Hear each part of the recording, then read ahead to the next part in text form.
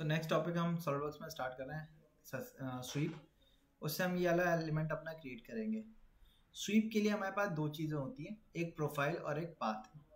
Path आप देखोगे तो ये एक सेमी सर्कुलर पाथ है, तो हमें एक सेमी सर्कल बनाना है। उस पर जो प्रोफाइल फॉलो करवानी है वो शेप कैसा है, एक पाइप है, हॉलो पाइप। उसका आईडी जो है वो 80 का है और ओडी जो है 108 का है। 80 और 108 के सर्कल बना के उसको स्वीप कर देना है हमें। सो इस प्रोसेस को स्टार्ट करते हैं। हम सॉलिडवर्क्स पे गए, फ्रंट प्लेन पे स्केच पे गए, यहाँ पे हमने सर्कल बनाया। सर्कल बनाने के बाद हमने यहाँ पे एक सेंटर लाइन ली, सेंटर लाइन से हमने इसको अटैच कर दिया। ट्रिम पे जाके हमने इस सेगमेंट को ट्रिम कर दिया। अब पाथ के लिए हमें यहाँ पे आप देखोगे तो ये एक रेडियस दे रखा है 134 का, तो हमने सर्किल लिया और इसका रेडियस दे दिया 134 हो गया। एग्जिट किया। इतना करने के बाद हमने पाथ बना दिया। अब प्रोफाइल बनानी है। प्रोफाइल बनाने के लिए हम लोग क्या कर सकते हैं, सिंपल फ्रंट प्लेन पे तो नहीं बना सकते क्योंकि वर्टिकल है।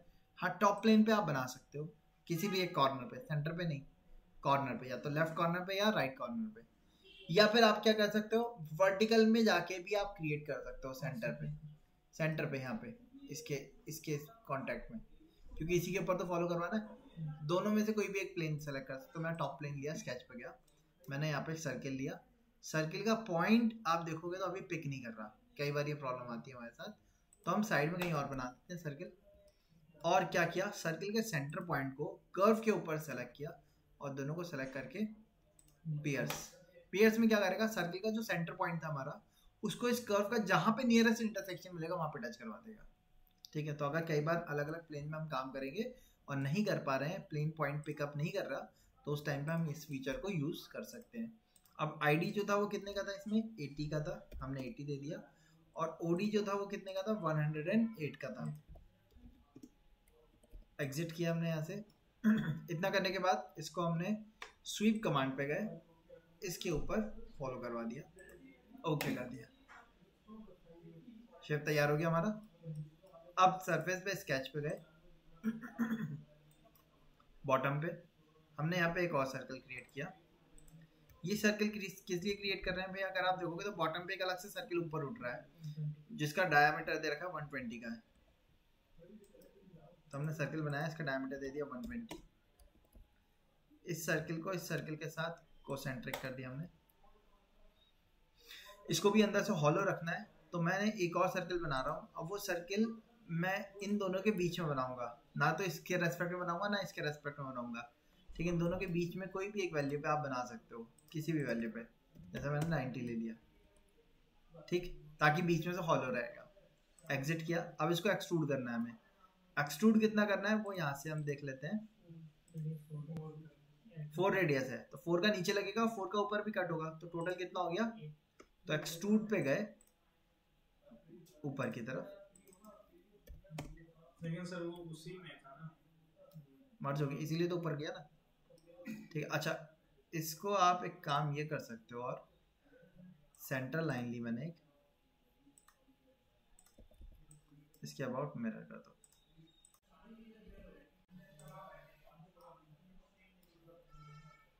अब फिलेट कमांड पे गए, एज को सिलेक्ट किया, नीचे वाली एज, रेडियस दिया हमने कितने का, 4 का, और ऊपर वाली एज पे भी,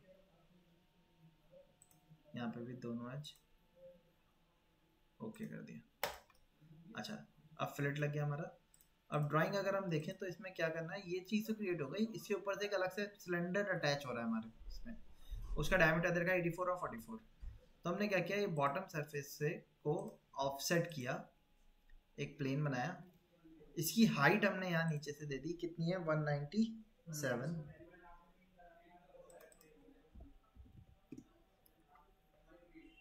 फ्लिप ऑफसेट कर दिया ऊपर, ओके किया।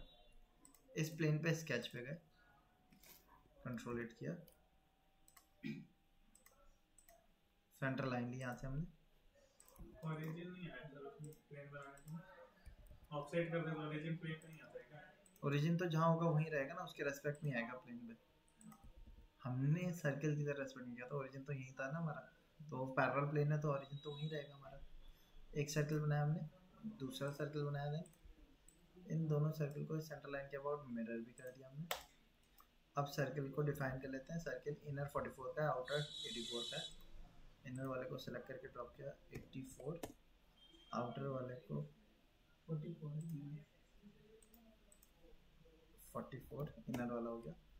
अब ये डिफाइन नहीं हो रहा है, डिफाइन करने के लिए सेंटर टू डिस्टेंस देना होगा। 124 का दे रखा है, तो ये डिस्टेंस हमने दे दिया 124 का। हो गया, एग्जिट किया, प्लेन हाइट किया, स्केच सेलेक्ट किया, एक्सट्रूड पे गए डाउन में और इस पे अप टू नेक्स्ट कर दिया, ओके कर दिया। हो गया। एक काम और करना होगा, नीचे सरफेस पे क्लिक किया, स्केच पे गए, ये जो सर्कल आ रहे हैं इनको सेलेक्ट करके कन्वर्ट किया, एग्जिट किया, एक्सट्रूड कट पे गए, हाँ अप टू नेक्स्ट कर दिया, क्योंकि बीच में कट भी होना है। हो गया। इतना करने के बाद फ्लिट कमांड पे गए। फ्लिट कमांड पे जाने का यहाँ पे आप देखोगे फ्लिट लग रहा है R10 का, तो रेडियस दी हमने 10, इधर भी और इधर भी, दोनों तरफ, और इवन इनर एजेस पे भी कर दिया हमने, ओके कर दिया, तैयार हो गया। अब आप चाहो तो जैसे इसमें ड्राइंग में दिखा रखा है, इसमें सेक्शन में दिखा रखा है हमें हाफ, तो आप ये सेक्शनल व्यू को चेक कर सकते हो। कैसे?